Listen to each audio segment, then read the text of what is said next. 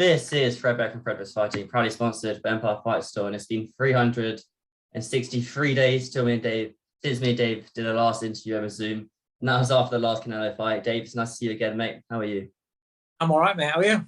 Yeah, all good, all good. Bit tired. Did you wake up for the fight? Yes, I did. Yeah, I wasn't missing that. Oh, I didn't wake up for the fight. Other than it's on the zone, isn't it? So you can just watch it. You don't have to wake up for it. What did you make of it then, Dave? Did you expect that outcome at all? Funny enough, we was talking in the gym, myself, Lerone, Jordan, Ope. We was all talking about possibilities of this fight, and we all said the same thing. Bivol, a lot of people sleeping on Bivol. You know, he's got very, very good boxing capabilities. His feet are great. He's a good fighter, and he wasn't, he's not at the back end of his career, so he's nice and fresh. It was just a case of whether if Canelo got on the inside, because we've not seen any inside game from Bivol yet. We weren't sure whether that would be the undoing of him, but he controlled everything and he boxed really, really well, and well-deserved win. What were you most impressed by Dimitri Bivol tonight or last night? Obviously, you're going to say his distance and his range. He controlled it, he dictated it, and he was very, very disciplined. We kind of expect that from Bivol because we've seen that he's the kind of guy that will do what he has to do to win rather than play to the crowd and sometimes, maybe take unnecessary risks. But I think his temperament, because he's not really had that kind of crowd atmosphere, and certainly nothing anywhere near as big a scale.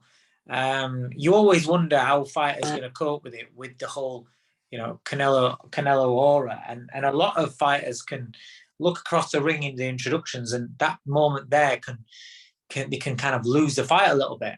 But Bivol, all the way through the build-up, through the introductions to the fight, every round, he always boxed and had a demeanour of a man that had 100% belief in his abilities. And it wasn't like a case of what happens with a lot of fighters when they go up against a superstar, an elite level fighter. A lot of people kind of like put them on too high a pedestal and forget about what they're so good at, and don't have that 100% confidence. It's more a case of, can I do it? I hope to do it. But Bivol always seems like believed that he would win the fight. Do you think that how disciplined Bivol was throughout the whole fight gave him a big advantage? How disciplined he was throughout the whole fight, how he stuck to the game plan. He didn't go off it at all.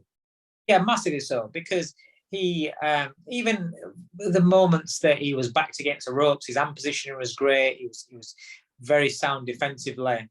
The clean punches that he took, clean, heavy punches that he took throughout the fight, you can probably one hand. A lot of them was on arms and on gloves. His defense was very, very sound. Even when he backed up, he had his hand position correct. So anything that Canelo's throwing on the way on his exit, he would catch. Even sometimes for the left hook to the body, you'd see him just dip and just catch it on the bottom of the elbow. I thought he was very disciplined and boxed really, really well, and that's what carried him through it. Even when you're having success, not fall into traps. Everything's going great, so sometimes you can get careless, and the other fighter starts backing up and trying to play a possum, bring you in. If you're too confident because everything's going your way, you think, I've got him now, and then you make silly mistakes. But even when Canelo tried to lure him in, when Canelo would go to the ropes and try to lure him in, Bivol was still very, very disciplined and kept his range. Certainly. And say going into the 7th round, halfway through the fight, 6 rounds, what advice would you give Canelo in the corner? You see, a lot of it is in preparation. You don't know how they're preparing, what the mentality is going in a preparation for a camp. Again, we talk about this in the gym, and Canelo, for me, over his last few fights, he has changed a lot, where he is very, very power reliant. You look at the Kovalev fight, we felt that Kovalev was beating him. Kovalev was beating him on the jab, but what he had banked on ended up working because he ended up unraveling and taking him out, but relying on that power. And there comes a point, if you just going in there looking for big shots, without the cute setups, without the boxing, without the output. You know, even in his fights against Jacobs, going back even further, you know, with the previous fights before, Cotto's and people, his work, I know Canelo's never been one for massively working, but his work rate's always been better. There's been more to him rather than just walking forward, hands up, and just looking for the big shot. Whereas I feel as though his last few fights, he started going down that avenue a little bit. And if that doesn't work, then you kind of like playing Russian roulette, you know, gambling on that. And it wasn't working. But if that's all he's been preparing for, is believing that he's going to put the pressure on, and then, you know, get up and the power's going to have a big effect. If the power doesn't have a big effect, then you're left with boxing. And if the other guy in front of you is prepared better as a boxer than you, then you're going to struggle. But we obviously at the end of the fight, Bivol was pointing to his arm where obviously there's a little bit of bruising. That's the same in the Hammer Callum Smith. Do you think Canelo was trying to use that same tactic there? Yeah, without doubt, trying to bring his hand down, blasting at his arms. That's great. But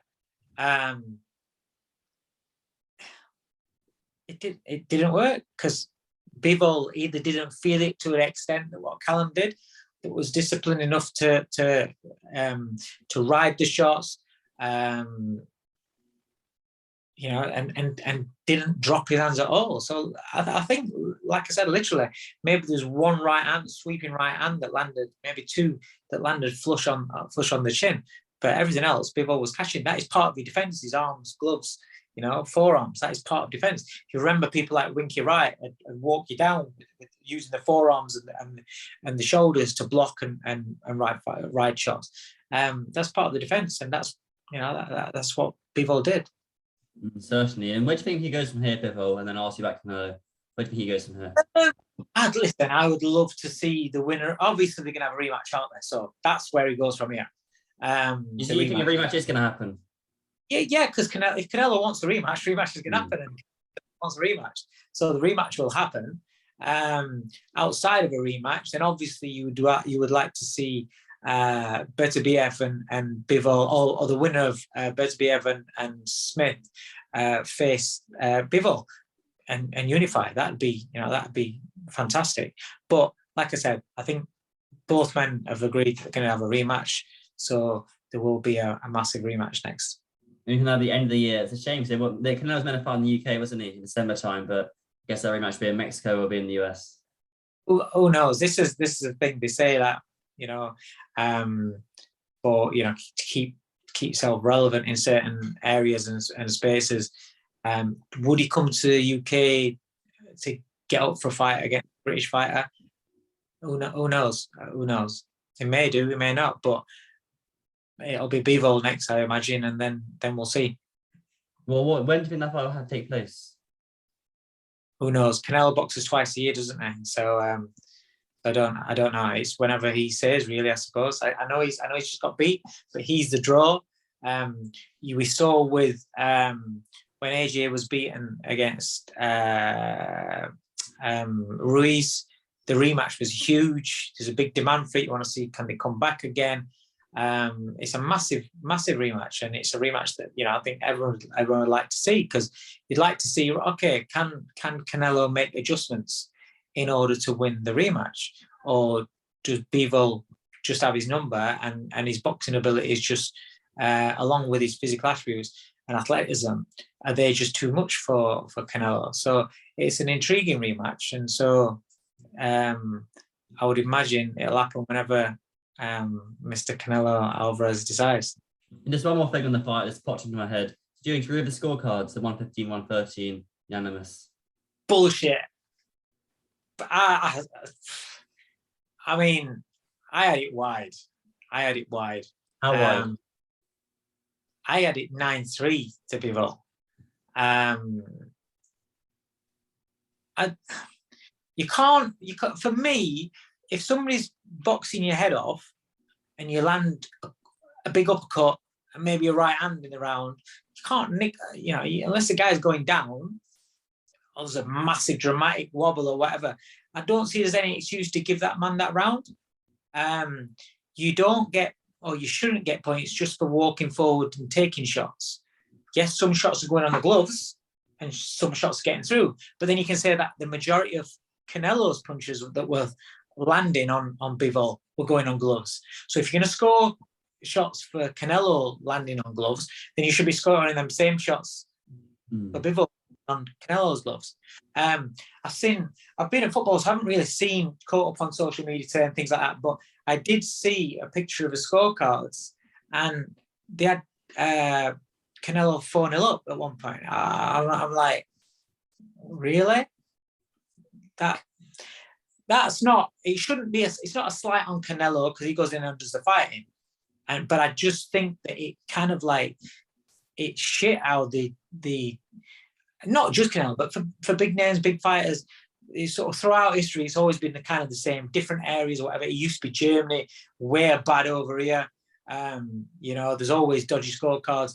But then obviously you go to Canelo and you get to Vegas, and you see that they bend over backwards to keep the man winning. I'm not saying he doesn't deserve to win majority of times, but there are times when even you go back to the Mayweather fight and you see that's one scorecard and you just think, how? And last night to say that was a 115, 113 fight, it's like, how? What can be done about the bad scoring in boxing, do you think? I keep saying it. I think judges should be made accountable. I think they should be interviewed after a fight when there's eyebrows raised and when it's like, whoa, hang on a minute. And then you go and you speak to them. Just like if there's a question that people want to ask the coach straight after the fight, fighters get interviewed. They're the ones that are taking the blows.